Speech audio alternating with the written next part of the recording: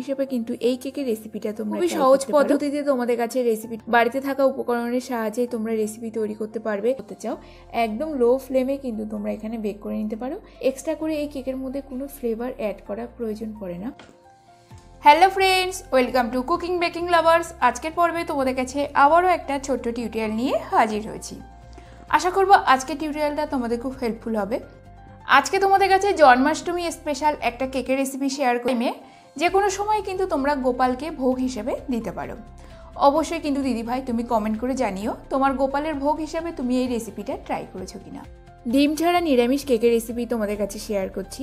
সামনেই আমাদের জন্মাষ্টমী, গোপাল ঠাকুরের ভোগ হিসেবে কিন্তু এই কেকের রেসিপিটা তোমরা খুবই সহজ পদ্ধতিতে তোমাদের কাছে রেসিপিটা শেয়ার করব। বাড়িতে থাকা উপকরণের সাহায্যে তোমরা রেসিপি তৈরি করতে পারবে আর যে কোনো সময়ে কিন্তু গোপালের ভোগ হিসেবে তোমরা কেকটা তৈরি করে নিতে পারবে। নিরামিষ এই কেকের রেসিপিটা কেমন লাগলো বন্ধুরা তোমরা অবশ্যই কমেন্ট করে জানিও। তো ঝটপট দেখে নাও আজকের ডিম ছাড়া নিরামিষ কেকের রেসিপিটা। আর কেক তৈরি করার জন্য কিন্তু এখানে আমি 4 কাপ মেজারমেন্টের সাথে তোমাদের কাছে শেয়ার করব। যে কোনো সময় বাড়িতে কিন্তু তোমরা 4 কাপ মেজারমেন্টের সাথে এই কেকের রেসিপিটা তৈরি করে নিতে পারবে। শুধু জন্মাষ্টমী না, যে কোনো ভোগের প্রসাদ হিসেবে কিন্তু তোমরা কেকটা ব্যবহার করতে পারো। এখানে আমি বাটির মধ্যে 1 কাপ এবং হাফ কাপ 4 কাপ মেজারমেন্টের সাথে সুজি দিয়ে দিচ্ছি। এর মধ্যে অ্যাড করে দেবো হাফ কাপ দুধ। দুধটা কিন্তু এখানে রুম টেম্পারেচারে ব্যবহার করতে হবে। দিয়ে দেবো এখানে হাফ কাপ পাকা তালের পাল্প। আজকের ফ্লেভারটা হলো তালের, যেহেতু সামনেই জন্মাষ্টমীতে তালের বড়া, তালের মালপোয়া, ভিন্ন স্বাদের রেসিপি তোমরা ট্রাই করেছো। অবশ্যই এই জন্মাষ্টমীতে কিন্তু তালের এইভাবে কেকটা তোমরা বাড়িতে ট্রাই করো। এরপর এখানে রুম টেম্পারেচারে থাকা হাফ কাপ টক দই দিয়ে দিয়েছি। আর এরপর সমস্ত উপকরণ এখানে মিক্স করে নিয়ে 30 থেকে 1 ঘন্টার জন্য রেখে দেবো, যাতে সুজিটা খুব ভালো করে যেন নরম হয়ে যায়। তালের পাল্প যখন আমরা এখানে ব্যবহার করব, তালের পাল্পটা বের করে নেওয়ার পর একটা পাতলা সুতির কাপড়ের মধ্যে দিয়ে কিছুক্ষণের জন্য আমরা এখানে ঝুলিয়ে রাখবো। তাহলে তালের মধ্যে যে একটা তেতো রস থাকে সেটা কিন্তু বের হয়ে যাবে। তাহলে তালের কেকটা খেতে খুব সুন্দর লাগে।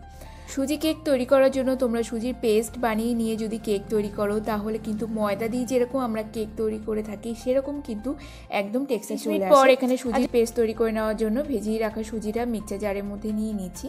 এর মধ্যে অ্যাড করে দেবো হাফ কাপ দুধ। তো দুধটা দিলে কিন্তু সুজিটা খুব ভালো করে পেস্ট হয়ে যাবে। যেরকম মেজারমেন্ট শেয়ার করছি সেই মেজারমেন্টের সাহায্যেই তোমরা তৈরি করবে।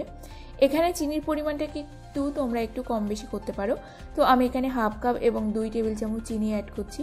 এটা কিন্তু পারফেক্ট একটা চিনি। যারা চিনির পরিমাণটা একটু বেশি খাও তারা একটু কম বেশি করে নিও। এখানে হাফ কাপ খোয়া দিলাম। খোয়াটা কিন্তু বাড়িতে তৈরি করে নিয়েছি। খোয়া তৈরি করাটা কিন্তু খুবই সহজ পদ্ধতি। আর তোমরা যদি 1 কাপ জলের মধ্যে 2 কাপ মিল্ক পাউডার দিয়ে কড়ার মধ্যে নাড়িয়ে এইভাবে শুকনো করে নাও, তাহলে বাড়িতে কিন্তু খুব সহজে খোয়াটা তৈরি হয়ে যায়। তো এখানে পেস্টটা তৈরি হয়ে গেছে। তো পেস্টের টেক্সচারটা তোমরা এখানে দেখো কিন্তু রিবন টেক্সচারে হবে। খুব একটা কিন্তু এখানে গাঢ় হবে না, আবার খুব একটা কিন্তু পাতলা হবে না। এই কেকের মধ্যে আলাদা করে কোনো ফ্লেভার মিক্স করার প্রয়োজন হয় না। চাইলে তোমরা একটু এলাচ গুঁড়ো দিতে পারো। দিয়ে দেবো 2 টিএসপি বেকিং পাউডার এবং 1 টিএসপি বেকিং সোডা। 1 টিএসপি এর মধ্যে জল দিয়ে দেবো। জলটা দিলে বেকিং সোডা, বেকিং পাউডারটা কিন্তু সুজির ব্যাটারের মধ্যে খুব ভালো করে মিক্সড হয়ে যায়। এরপর এর মধ্যে দিয়ে দেবো ড্রাই ফ্রুট। তো তালের কেকের মধ্যে কিশমিশটা কিন্তু খেতে খুব সুন্দর লাগে। তো আমি এখানে ব্যবহার করছি কাজু, কিশমিশ এবং আমন্ড, তিনটেই ব্যবহার করছি। দিয়ে দেবো হাফ কাপ রিফাইন তেল। এরপর আমরা এখানে স্প্যাচুলার সাহায্যে ওপর নিচ করে মিক্সড করে নিলেই দেখবে তেলটা কিন্তু কেকের ব্যাটারের মধ্যে খুব ভালো করে মিক্সড হয়ে গেছে। বন্ধুরা তোমরা কিন্তু মেজারমেন্টটা একদমই ঠিকঠাক রাখবে, তাহলে একটা পারফেক্ট টেক্সচারে কেক কিন্তু তৈরি হবে। অনেকবার ট্রাই করার পর আমি তোমাদের কাছে একদম পারফেক্ট মেজারমেন্টের সাথে রেসিপিটা ট্রাই দিচ্ছি। এতে কিন্তু কেকটা খুব সুন্দর ফুলবে।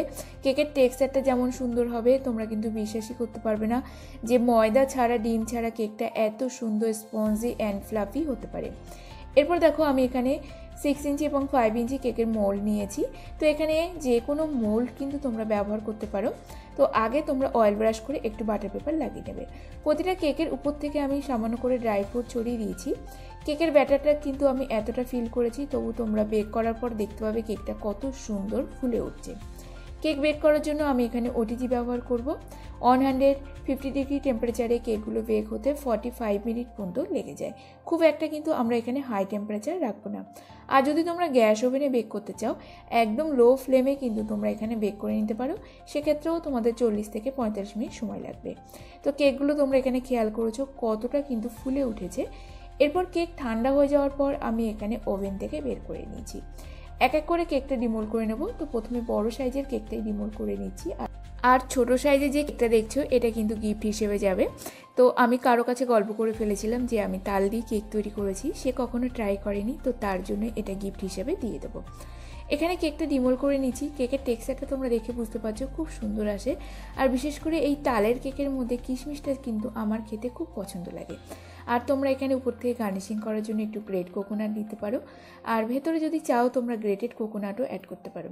এই কেকের মধ্যে তেলের বদলে তোমরা মেল্টেড ঘি যদি ব্যবহার করো তাহলে কেকের অ্যারোমাটা কিন্তু আরও খুব সুন্দর আসে।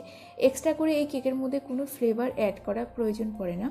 এরপরে দেখো কেকটাকে একটু প্রেস করে দেখছি, কেকটা দেখো কত সুন্দর সফট হয়েছে, কেকটা কিন্তু ভেঙে যাচ্ছে না। যখনই আমরা সুজির কেক তৈরি করব সুজিটাকে ভিজিয়ে রেখে এইভাবে পেস্ট করে নিলেই কিন্তু খুব সুন্দর একটা পারফেক্ট টেক্সচার পাওয়া যায়। তো এইভাবে সুজি দিয়েও কিন্তু বার্থডে কেকের রেসপন্স তৈরি করা যায়। তোমরা যদি আমাকে কমেন্ট করো তাহলে কিন্তু আমি গোপাল ঠাকুরের জন্য কি করে সুজি দিয়ে বার্থডে কেকের রেসপন্স তৈরি করবে টোটাল ডেকোরেশনের সাথে তোমাদের কাছে শেয়ার করব। আজকের রেসিপিটা কেমন লাগলো বন্ধুরা অবশ্যই কমেন্ট করে জানিও। রেসিপিটি ভালো লেগে থাকলে প্রতিবারের মতো লাইক কমেন্ট শেয়ার সাবস্ক্রাইব করে দিও। তো আজকের মতো ভিডিওটি এখানে শেষ করব, দেখা হবে নতুন একটা পর্বেই। ততক্ষণ সবাই ভালো থাকবে, সুস্থ থাকবে, আর এই জন্মাষ্টমীতে অবশ্যই কিন্তু রেসিপিটা ট্রাই করো।